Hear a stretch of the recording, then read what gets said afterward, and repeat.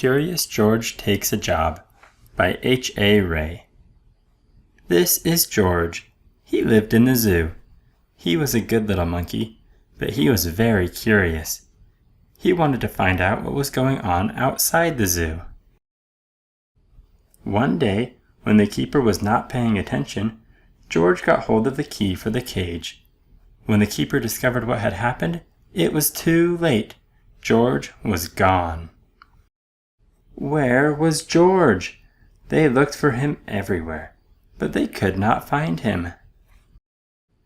George was hiding in the hay of his friend the elephant. Finally, the keepers gave up looking for him. George found a nice cozy spot to sleep under the elephant's right ear, and the next morning, before the zoo opened, he got away safely. Once in the street, George felt a little scared. What should he do in the big city? Maybe he could find his friend, the man with the yellow hat, who had brought him over from Africa a long time ago. Only, George did not know where he lived. There was a bus stopping at the corner. George had never ridden on one. Quickly, he climbed a lamppost, jumped on top of the bus, and off they went. Now they were right in the center of the town. There was so much to see that George did not know where to look first. If only he could go on riding like this forever. But after a while, George got tired and a little dizzy. When the bus slowed down to turn into a side street, George jumped off. There was a restaurant right in front of him. Something smelled good. Suddenly, George felt very hungry. The kitchen door stood open, and George walked in. On the table was a big pot. Of course George was curious. He had to find out what was in it. When the cook came back, he had a big surprise. Spaghetti was all over the place, and in the middle of it was a little monkey. George had been eating yards and yards and had wound himself all up in it. The cook was a kind man and did not scold much, but George had to clean up the kitchen and then do all the dishes. My, what a lot of them there were. The cook was watching George. "You are lucky to have 4 hands," he said. "You can do things twice as quickly." "I have a friend who could use a handy little fellow like you to wash windows. If you would like to, I will take you over to him." So they went down into the subway and took an uptown train to the cook's friend, who was an elevator man in a skyscraper. "Sure, I can use you, George," the elevator man said. "I will give you what you need for the job. You can start right away. But remember, you are here for washing windows. Never mind what people inside the house are doing. Don't be curious or you'll get into trouble." George promised to be good, but little monkeys sometimes forget. George was ready to start. My, how many windows there were! But George got ahead quickly since he worked with all 4 hands. He jumped from window to window, just as he had once jumped from tree to tree in the African jungle. For a while, George stuck to his work and did not pay any attention to the people inside. Of course he was curious, but he remembered his promise. In one room, a little boy was crying because he did not want to eat his spinach. George did not even look, but went right on with his work. In another room, a man was taking a nap and snoring. George was sorry it was not his friend, the man with the yellow hat. He listened to the funny noise for a while, then went on working. But what was going on in here? George stopped working and pressed his nose against the window. 2 painters were working inside. George was fascinated. Painting looked like a lot more fun than washing windows. The painters were getting ready to go out for lunch. The minute they left, George climbed inside.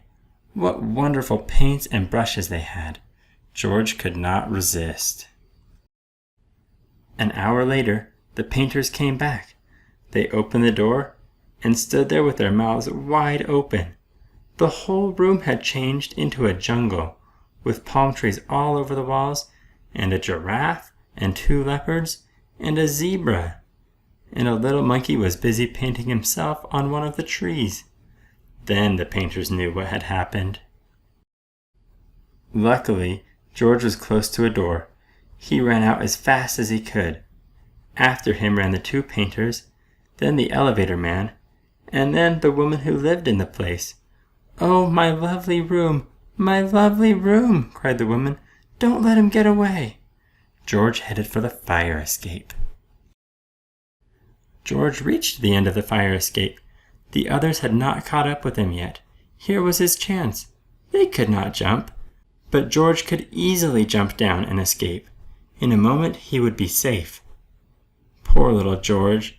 He had forgotten that the pavement was as hard as stone, not like the soft grass of the jungle. Too bad.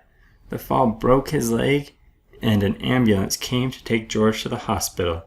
"He got what he deserved," said the woman, "making my apartment into a jungle indeed."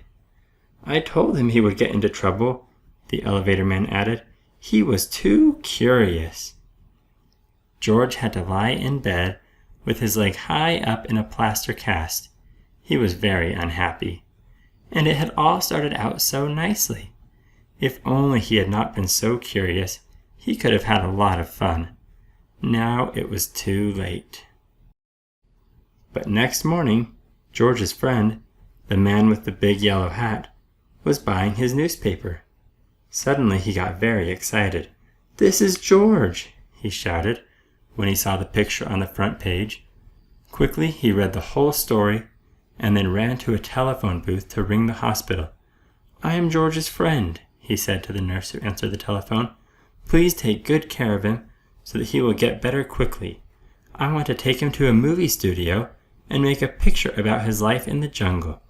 Don't let him get into any more mischief until I can take him away." Finally, the day came when George could walk again. "Your friend is going to take you away this morning," said the nurse. "Just wait right here for him and don't touch anything." As soon as George was alone, he looked around at all the strange hospital things. "I wonder what is in that big blue bottle," he thought. George was very curious. It smelled funny. Suddenly, his head began to turn. Then he felt as if he were flying. Then rings and stars danced before his eyes. Then everything went dark. And this is how the man with the yellow hat found George when he came to call for him. They picked him up and shook him, but they could not wake him up. He was so fast asleep that they finally had to put him under the shower. How surprised he was when he woke up. George said goodbye to the nurse and the kind doctor. Then he and the man with the yellow hat got into the car to drive to the movie studio. In the president's office, George had to sign a contract. Now he was a movie actor. In the studio, George was kept so busy all the time that he forgot to be curious. He liked the jungle they made for him and played happily there. And when the picture was finally finished, George invited all his friends to see it. The doctor and the nurse, and the ambulance driver and the man from the newsstand, and the woman and the elevator man, and the two painters and the cook, and the reporter and all the keepers of the zoo. Now the lights went out, and the picture started. "This is George," the voice began. "He lived in the jungle. He was a good little monkey. He had only one fault. He was too curious." The end.